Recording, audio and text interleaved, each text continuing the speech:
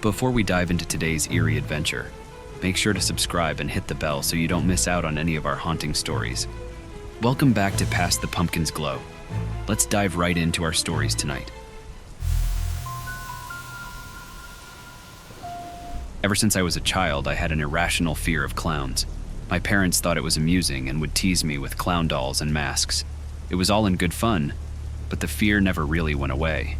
So when my boyfriend, Mike, suggested we go to the traveling carnival that had set up on the outskirts of town, I was hesitant, but he was so excited about it, I couldn't say no. The carnival was everything you'd expect: bright lights, the smell of cotton candy and popcorn, the sounds of children laughing and rides whirring, but there was something off about it.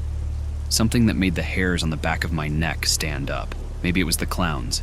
They were everywhere, with their painted faces and exaggerated grins. I tried to avoid looking at them, but it was impossible. Mike convinced me to go on the Ferris wheel. As we reached the top, I looked out over the carnival and saw something strange. In the distance, just beyond the main carnival area, was a tent I hadn't noticed before. It was old and tattered with a faded sign that read "Clown's Corner." I pointed it out to Mike, but he looked confused and said he didn't see anything unusual. He brushed it off, saying it was probably just an old storage tent. As the night wore on, I couldn't shake the feeling that something was drawing me to that tent. Mike went off to get us some drinks, and I found myself wandering in its direction. The closer I got, the stronger the pull. It was like an invisible force was guiding me. When I reached the tent, I hesitated. The entrance was flanked by two life-sized clown statues, their painted smiles frozen in a grotesque grin. The detail in their faces was unsettling. Wrinkles around their eyes and their lips pulled back to reveal too many teeth.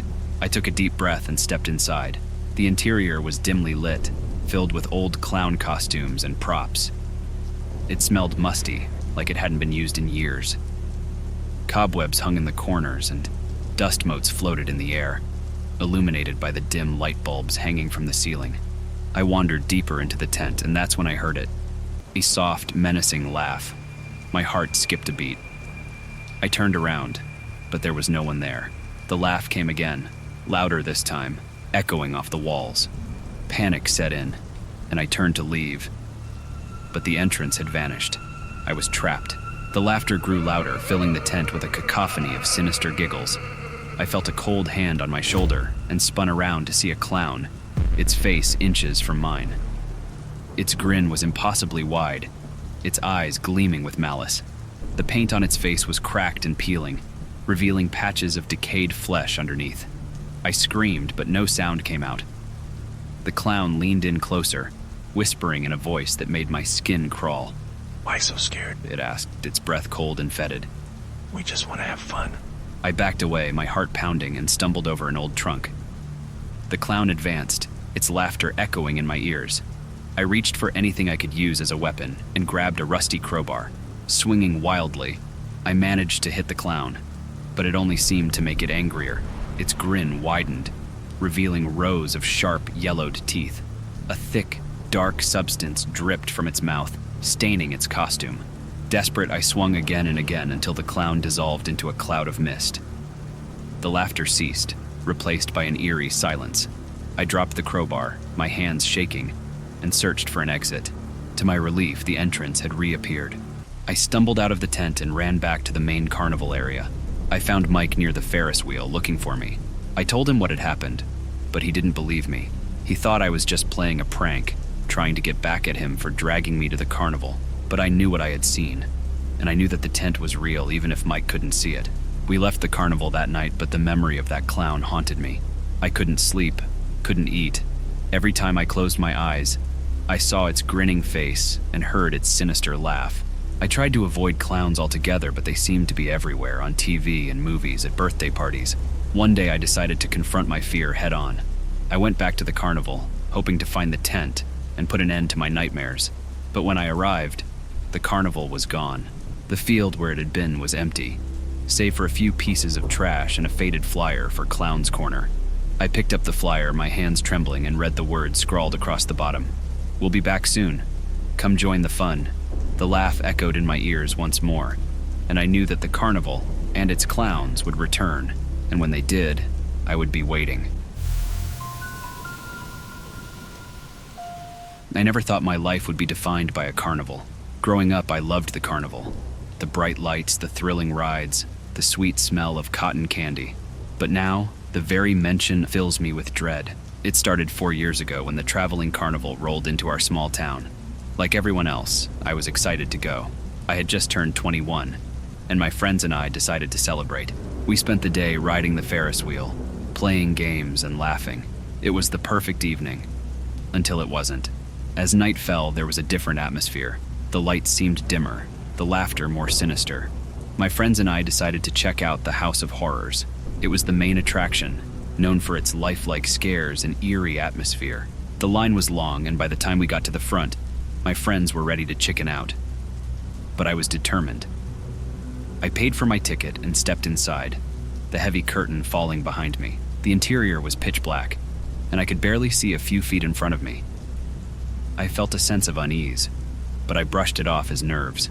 As I made my way through the twisted hallways, I heard strange noises. Whispers, footsteps, and the faint sound of calliope music. The scenes were grotesque, filled with fake blood and severed limbs. I tried to focus on getting through as quickly as possible, but something felt off. Then I saw him, a man dressed as a Carny with a painted smile that didn't reach his eyes. He stepped out of the shadows, blocking my path. "Lost, are we?" he asked, his voice low and menacing. Before I could react, he grabbed me, dragging me into a hidden room. I struggled, screamed, but the walls were soundproof. He tied me up and locked me in a small, dark room. Hours turned into days, and I lost track of time. He came to see me occasionally, bringing food and water but never speaking. The silence was unbearable and the fear was paralyzing. One night he left the door unlocked. I knew it was my only chance. I waited until I was sure he was gone, then crept out of the room. The carnival was silent, the lights off, and the rides still. I made my way to the exit, my heart pounding. As I neared the edge of the carnival, I heard a sound behind me. I turned to see him, his eyes filled with rage. "You can't escape," he snarled. I ran faster than I ever had before, bursting through the gates and into the street. I stumbled into the nearest house, pounding on the door and screaming for help. The family inside called the police, and I was taken to the hospital. I told them everything, about the Carny, the hidden room, and the horrors I had endured. The police raided the carnival and they found the room just as I described. They arrested the man, a carnival worker named Frank, who was later found guilty of multiple murders and trafficking. He had used the carnival as a cover for his crimes, preying on the vulnerable and the unsuspecting. The trial was long and painful, but I testified against him, ensuring he would never hurt anyone else. He was sentenced to life in prison without the possibility of parole. Now I try to move on with my life, but the memories haunt me. I can't go near a carnival, can't hear carnival music without feeling a wave of panic. But I survived, and I helped put a monster behind bars. And sometimes on quiet nights I can still hear his voice, a chilling reminder of the nightmare I escaped. But I'm free, and he's not, and that's something I hold on to. I share my story as a warning. The bright lights and cheerful facade of a carnival can hide dark secrets. Be careful, trust your instincts, and never go alone. You never know what horrors might be lurking behind the curtain. The arrival of the carnival was always the highlight of our small-town summer, weaving colorful excitement into our quiet lives. This year, however, something unusual caught our eye. An old, locked carriage, mysteriously stationed at the far end of the carnival grounds. It was an addition none of us remembered seeing in previous years, and its presence sparked a mix of curiosity and unease among the town's residents. My friends and I, always up for a bit of mystery, decided to investigate the carriage after the carnival crowds had dispersed for the night. We were a group of teenagers, driven more by excitement than sense, armed with nothing but flashlights and a burning desire to uncover the unknown. Under the cover of darkness, we approached the carriage.